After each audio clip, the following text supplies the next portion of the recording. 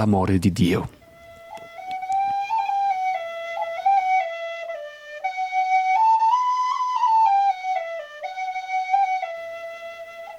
Amare Dio, com'è bello!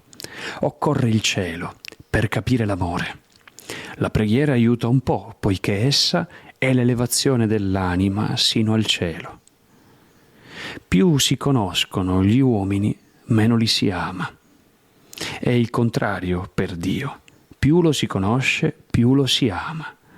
Questa conoscenza stringe l'anima di un amore così grande che essa non può più amare e desiderare altri che Dio. L'uomo è stato creato per amore, per questo motivo è tanto portato ad amare.